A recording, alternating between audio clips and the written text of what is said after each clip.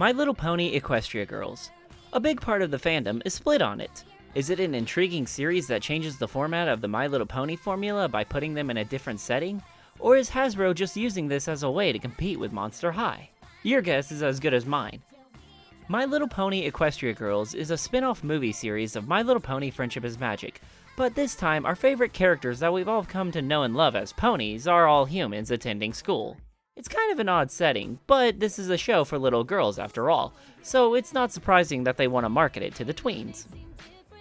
This wouldn't be much of a problem if they actually made it interesting or did something new rather than just going over the generic boring high school stuff. In the first movie, we got a classic mean bully, a person out of their environment trying to fit in, a bland love interest for the sake of the main character to fall in love with, but they don't fall in love with, so he's pretty much pointless, the main character doing something stupid, causing the whole school to laugh at her, and a school dance where people can vote on who they want their prom queen to be. Doesn't this just sound very interesting?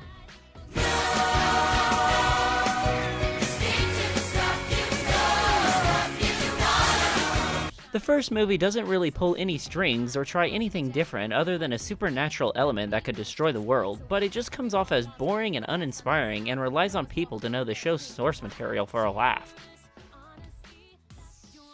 Equestria Girls Rainbow Rocks, on the other hand, is where it started to get interesting. The antagonist from the first movie is reformed and is trying to distance herself from her troubled past. Along the way, she helps her new friends stop 3 new villains that use their necklaces, which are powered by singing, to control the school. They call upon the help of the main character from the last movie to see if anything can be done to stop them. This one mainly focuses on the music aspect by hosting a Battle of the Bands gimmick, which includes a lot of great music, but it doesn't make up the fact that a big chunk of the movie is just for filler. It's a lot better than the first movie, but that's not really saying much.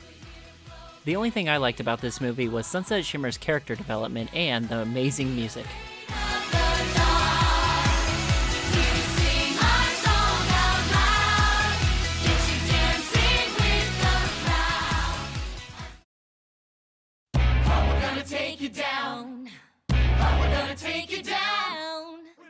As for the third movie, Equestria Girls Friendship Games, this one mainly focuses on a rivalry between 2 different schools trying to win a competition. The only thing that makes it interesting is that the main character from the past 2 movies is no longer valid, but was replaced by her alternate world counterpart. We also find out that a lot of weird stuff has been happening after the events of the second movie, and our friends need to get a grip on it before it could destroy the world. It's not as good as the second movie, but it's also not as bad as the first movie. It still holds up with a few interesting twists and turns and a few gags that can get a chuckle out of you. The only thing that kills it and makes it fall flat on its face were some of the choices that were made. A lot of the elements felt like they were just copied and pasted from the first movie. It could have been really interesting, but instead it was just thrown away potential for what could have been a great movie.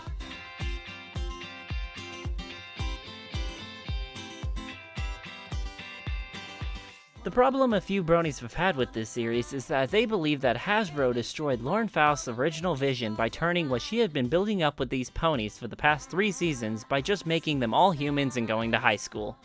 The movies just throw a wrench into everything that Lauren Faust has been working on. Equestria Girls should have just been its own original thing rather than just mooching off the My Little Pony brand. The show staff considers them canon to the show, but a lot of the plot holes in the movies are not addressed. If it went for a different approach and took a few risks, this could have been a really great series of movies, but instead what we got was just a watered-down version of Monster High, with some My Little Pony aspects thrown in as a gimmick. Whatever your feelings are towards the Equestria Girls movies, whether you like them or dislike them, they have given us a few good things throughout each movie. The biggest one has to be the introduction of Sunset Shimmer. At first, she came off as a random bully villain having a grudge against the main character, but has formed into a lovable character who has proven herself time and time again over the course of these movies, which has really made her the staple of this spin-off series. Now if only we could get her in the show, but that would never happen. But we can only dream.